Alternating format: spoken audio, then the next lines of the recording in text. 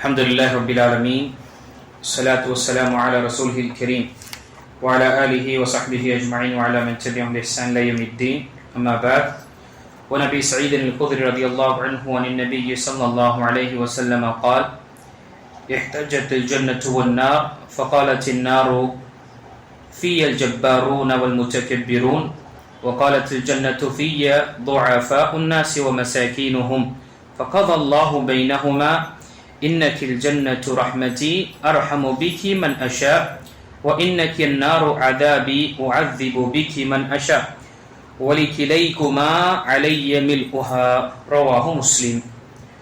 பிணித்துக்குரிய அல்லாஹ் அடியார்களே, நாம் தொடர்ச்சியாக ஏழு எளிய முஸ்லிம் அவர்களுடைய சிறப்புகளையும் அவர்களுக்கு கொடுக்கக்கூடிய சிறப்பை பற்றி நாம் பார்த்து கொண்டு வருகின்றோம். இன்று பார்க்கக்கூடிய சஹி முஸ்லிமில் வரக்கூடிய ஹதீஸ், சொர்க்கம் மற்றும் நரகம் இரண்டுமே ஒருவருக்கு ஒருவர் இடையே தர்க்கம் செய்து கொண்டது. அதை நபி ஸல்லல்லாஹு அலைஹி வஸல்லம் இந்த ஹதீஸ் அறிவிக்கின்றார்கள். ஒரு முறை சொர்க்கமும் நரகமும் தர்க்கம் செய்து கொண்டன. என்னிடத்தில் கர்வம் கொண்டவர்களும் பெருமைக்காரர்களும் இருக்கின்றனர் என்று நரகம் கூறியது. என்னிடம் மனிதர்களில் பலவினர்களும் அவர்களில் ஏழைகளும் உள்ளனர் என்று சொர்க்கம் கூறியது. அப்போது அல்லாஹ், சொர்க்கமாகிய நீ எனது அருட்கொடையாகும், நான் நாடியவருக்கு உன் மூலம் அருள் புரிவேன். நரகமாகிய நீ எனது தண்டனை, நான் நாடியவரை உன் மூலம் வேதனை செய்வேன். உங்கள் இருவரையும் நிரப்புவது என் பொறுப்பாகும் என்று இவ்விரண்டிற்கும் இடையே தீர்ப்பு கூறினான். இந்த ஹதீஸ் முஸ்லிமில் வரக்கூடிய ஹதீஸ். இந்த ஹதீஸில் நமக்கு எண்ணற்ற விஷயங்கள், கொள்கை ரீதியாகவும் அகீதா சம்பந்தப்பட்ட விஷயங்களும் மறைவான கல்வி சார்ந்த விஷயங்களும் இங்கு சொல்லப்பட்டது. முதல் விஷயம், சொர்க்கம் மற்றும் நரகம் இது இரண்டுமே படைப்பினம். அல்லாஹு தஆலா இந்த இரண்டு படைப்பினத்தையும் படைத்து விட்டான். அவன் முன்கூட்டியே படைத்து விட்டான். இரண்டுமே இது சத்தியமானது. நபி ஸல்லல்லாஹு அலைஹி வஸல்லம் செய்யக்கூடிய துஆவில், இரவு தொழுகையில் அவர்கள் செய்யக்கூடிய துஆவில், வல் ஜன்னத்து ஹக்குன் வன்னாரு ஹக்குன், சொர்க்கம் என்பது சத்தியமானது, நிச்சயமானது, உண்மையானது, நரகம் என்பதும் உண்மையானது என்று நபி ஸல்லல்லாஹு அலைஹி வஸல்லம் அந்த துஆவில் பயன்படுத்துவார்கள். ஒன்று விஷயம். இரண்டாவது, சொர்க்கம் மற்றும் நரகம் இது அனைத்துமே அல்லாஹு தஆலா மறைவான விஷயத்தில் வைத்திருக்கின்றான். ஒரு முஃமின் என்பவன் மறைவான விஷயத்தில் ஈமான் கொள்ளக்கூடியவனாக இருக்கின்றான். ஈமான் ரீதியான, நம்பிக்கை ரீதியான விஷயங்களில் பார்க்கும் பொழுது அதிகப்படியான அம்சமே என்ன? மறைவான விஷயம். அல்லாஹ் மீது ஈமான் கொள்வதும், நபிமார்கள் ஆதம் அலைஹிஸ்ஸலாம் இருந்து கடைசியாக அனுப்பப்பட்ட நபிமார்கள் மீது ஈமான் கொள்வதும், வேதங்கள் மீது ஈமான் கொள்வதும், அதே போல வானவர்கள் மீது ஈமான் கொள்வதும், மறுமையின் மீது ஈமான் கொள்வதும், விதியின் நல்லது மற்றும் கெட்டது மீது ஈமான் கொள்வதும் என்ற விஷயங்கள் பார்க்கும் பொழுது அனைத்துமே மறைவான விஷயம். மன்னரை வாழ்க்கையுடைய விஷயங்கள் ஈமான் கொள்வதும், பிறகு மறுமையில் ஏற்படக்கூடிய நிகழ்வுகளும் ஏற்படக்கூடிய திகில்களையும் மீது ஈமான் கொள்வது அனைத்துமே மறைவான விஷயம். மறைவான விஷயத்தில் ஈமான் கொள்வதுதான் நம் ஈமான்களுக்கு அடையாளம். இதுதான் அல்லாஹு தஆலா தன்னுடைய திருமறையில் முதல் சிஃபத்தை, முதல் தன்மை, ஒரு முதல் பண்பை முஃமின்களை பற்றி சலாஹித்து புகழ்ந்து கூறியிருக்கின்றார் என்றால் அதில் இவர்கள் எப்படிப்பட்டவர்கள் என்றால், அல்லதீன யுமினூன பில் கைப், மறைவான விஷயத்தை இவர்கள் ஈமான் கொள்வார்கள் என்று சொல்லும். இப்போ சொர்க்கம் மற்றும் நரகம் என்பது இரண்டுமே மறைவான விஷயம். இது இரண்டுமே படைப்பினம், இப்பொழுது உள்ளன. சிலர் சொல்லுவது போல சொர்க்கம் மற்றும் நரகம் இதை இன்னும் படைக்கப்படல. இது வழிகேட்ட கூட்டங்களுடைய ஒரு சிந்தனை, முஅ்தஸிலாவுடைய ஒரு சிந்தனை மற்றும் ஜஹ்மியாவுடைய ஒரு சிந்தனை. இன்னும் இந்த நரகம் மற்றும் சொர்க்கம் படைக்கப்படவில்லை. ஏன், எதற்கு என்றால், நரகம் மற்றும் சொர்க்கம் படைக்கப்பட்டதென்றால் அதில் உள்ளே செல்லக்கூடியவர் எப்பொழுது கியாம நாளில் தீர்ப்பு செய்த பிறகுதான். அதுவரை இது காலியாக இருக்கும். அல்லாஹு தஆலா இதையும் வீணாக படைக்க மாட்டேன் என்று சொன்னான் அல்லவா? அந்த வசனம் ஏதோ ஒரு விஷயத்திற்கு சொன்னப்பட்ட விஷயத்தை கொண்டு இங்க என்ன செய்யறாங்க? இதில் புகற்றி இதை நிராகரிக்கக்கூடியவர்களாக இருக்கின்றார்கள். அல்லாஹு தஆலா ஆங்காங்கே தன்னுடைய திருமறையில் உஇத்தத் லில் முத்தகீன், நாம் பேணுதலாக முத்தகீன்களுக்கும் அல்லாஹ்வை அஞ்சி வாழக்கூடியவர்களுக்கு இந்த சொர்க்கத்தை நாம் அமைத்தோம், நாம் படைத்தோம் என்று கூறுகின்றான். உஇத்தத் லில் காஃபிரீன், அல்லாஹ்வை மாறு செய்து இந்த உலகத்தில் வாழக்கூடியவர்களுக்கு நரகத்தை, இந்த சிறைச்சாலையை நாம் படைத்தோம் என்று அல்லாஹ் தஆலா தன்னுடைய திருமறையில் கூறுகின்றார். ஆக சொர்க்கம் மற்றும் நரகம் இது இரண்டுமே படைப்பினம், எப்பொழுதுமே நிரந்தரமாக இருக்கும், இதற்கு அழிவே என்பது கிடையாது, இப்பொழுது உள்ளது. இதை நாம் ஈமான் கொள்வோம். இரண்டாவது, இது படைப்பினம் என்ற விஷயத்தில் இரண்டுமே தர்க்கம் செய்து கொண்டது, இதையும் நாம் ஈமான் கொள்வோம்.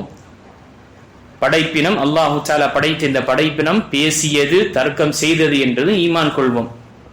ஏன் அல்லாஹு தஆலா பூமி மறுமை நாளுடைய ஒரு அடையாளத்தில் பூமி என்ன செய்யும்? துஹத்திசு அக்பாரஹா, இந்த பூமியில் நடந்த அனைத்து நிகழ்வுகளையும் என்ன செய்யும்? அது அனைத்தையும் தெரியப்படுத்தும் என்று அல்லாஹு தஆலா சூரத்துல் ஸில்ஸிலா கூறியிருக்கின்றான். அதே போலதான் அல்லாஹு தஆலா இந்த விஷயத்தையும் வைத்திருக்கின்றான். நம்முடைய உடல் உறுப்புகள் பேசும் என்றும், நம்முடைய ஒட்டுமொத்த உறுப்புகள் நமக்கு எதிராக சாட்சி சொல்லும் என்றும் அல்லாஹ் தஆலா திருமுறை சொல்லும் பொழுது, அதை ஈமான் கொள்ளும் பொழுது, அதே போல இந்த நரகம் மற்றும் சொர்க்கம் தர்க்கம் செய்து கொண்டது, ஒருவருக்கு ஒரு பேசிக்கொண்ட விஷயத்தை நாம் நபி ஸல்லல்லாஹு அலைஹி வஸல்லம் நாவு மூலமாக இந்த சஹீஹான ஹதீஸில் வந்தது நாம் ஈமான் கொள்வோம். மூன்றாவது விஷயத்தை பார்க்கும் பொழுது, இங்கு நரகம் தன்னை பற்றி சொல்லும் பொழுது, என்னிடம் இருக்கக்கூடியவர்கள் யார்? பெருமை அடிக்கக்கூடியவர்களும் மிகவும் கர்வமாக இருக்கக்கூடியவர்கள் தான் என்னிடம் இருக்கின்றார்கள். ஏன்? அதிகமான பெருமை அடித்துக் கொண்டு சத்தியத்தை நிராகரிக்கக்கூடியவர்கள் அவர்கள் நரகத்தில் செல்லக்கூடியவர்களாக ஆவார்கள். அவர்கள் மக்களுக்கிடையே மென்மையான முறையில் நடந்து கொண்டாலும், மிக நளினமாக மிகவும் ஒரு சிறந்த பண்புகளை கொண்டு நடந்து கொண்டாலும், ஆனால் அவர்களுடைய போக்கு சத்தியத்துவமான விஷயங்களில் நிராகரிக்கக்கூடியதும், அதை பொருட்படுத்தாமல் அதை பெருமை கொண்டதை நிராகரிக்கும் பொழுதும் அவர்களும் இந்த கட்டத்தில் வருவார்கள். அதே போல சொர்க்கம் தன்னை பற்றி சொல்லும் பொழுது, என்னிடம் இருக்கக்கூடிய ஏழை எளிய மக்கள் தான், மிகவும் பலவீனமான ஏழை எளிய முஸ்லிம்கள் தான் என்னிடம் இருக்கின்றார்கள் சொல்லும் பொழுது, இங்கு ஏழை எளிய மக்களுக்கு ஒரு சிறப்பு சொல்லப்பட்டது. என்ன? அல்லாஹ் தஆலா ஒரு விஷயத்தை அவர்களுக்கு கொடுக்கவில்லை என்றால், அவர்களுக்கு கணக்கு செய்வது என்பதும் கணக்கிடுவது என்ற விஷயங்கள் இலகுவாக ஆகும். அவர்களுக்கு அதிகமாக இந்த உலக விஷயங்களை பற்றி அவர்கள் பொருட்படுத்த மாட்டார்கள். மாறாக சத்தியங்கள் வரும் பொழுது, ஹக்கு வரும் பொழுது அதை முழுமையாக ஏற்றுக்கொள்வார்கள். ஆகையால் தான் நாம் பார்க்கும் பொழுது, நபிமார்கள், எல்லா நபிமார்களுடைய பின்பற்றக்கூடியவர்கள் முதலில் யார் இஸ்லாத்தை ஏற்றுக்கொண்டார்கள் என்றால் அது அர்தலூன், அதில் இருக்கக்கூடிய பலவீனமானவர்களும் ஏழை எளிய மக்கள் தான் முதலில் இஸ்லாத்தை தழுவினார்கள். அதற்கு பிறகுதான் ஒவ்வொன்றாக தழுவாங்க. இந்த விஷயங்கள் பேசிக் கொண்டிருக்கும் பொழுது அல்லாஹ் தஆலா இருவர்களுக்கும் அந்த படைக்கப்பட்ட நோக்கத்தை அல்லாஹ் கூறினான். இந்த சொர்க்கம் என்பது இது என்னுடைய ரஹ்மத்தையும் அருளை கொண்டு நான் இதை படைத்தேன், நான் நாடியவருக்கு இதில் புகச் செய்வேன் என்று அல்லாஹ் தஆலா கூறினான். உன்னை கொண்டு என்னுடைய அடியார்கள் மீது நான் கருணை புரிவேன். அதே போல தண்டனை நரகத்தை பற்றி சொல்லும் பொழுது, நரகம் என்பது என்னுடைய தண்டனை, நான் யாரை நாடுகின்றேனோ அவர்களை நான் தண்டிப்பேன். இங்கு யாரை நாடுகின்றேனோ அவரை தண்டிப்பேன் என்றால் மனிதன் என்ன நினைத்துக் கொள்ள வேண்டாம், அல்லாஹு தஆலா அநியாயமாக ஒருவரை தண்டிப்பார் என்று. அல்லாஹு தஆலா தன்னுடைய அடியார்கள் மீது அணு அளவும் அவன் அநியாயம் செய்யக்கூடியவன் கிடையாது. மாறாக அவர்கள் செய்த தவறினாலும் அவர்கள் செய்த குற்றத்தினால் தான் அவர்கள் தண்டிக்கப்படுகின்றார்கள். அப்போ இந்த இருவர்களுக்கும் அல்லாஹ் தஆலா வாக்கு கூறுகின்றான், இருவர்களையும் நான் நிரப்புவேன், இது என்னுடைய வாக்குறுதி என்று அல்லாஹ் தஆலா இந்த விஷயத்தை சொல்லும் பொழுது, அல்லாஹ் தஆலா சுப்ஹானல்லாஹ் நரகத்தை நிரப்பக்கூடிய விஷயத்தில் அந்த நரகத்திடம் கேட்கப்படும், ஹலிம் தலதி, நீ நிரம்பி விட்டாயா? அந்த நரகம் கூறும், ஹல் மின் மஸீத், இன்னும் இருக்கின்றதா, இன்னும் இருக்கின்றார்களா, என்னை நிரப்புவதற்கு மனிதர்கள் இருக்கின்றார்களா என்று அது கேட்கும். அல்லாஹு தஆலா அதை நிரப்புவது என்ற அந்த வாக்குறுதி கூறியதற்காக தன்னுடைய பாதத்தை அல்லாஹு தஆலா நரகத்தில் வைப்பான்.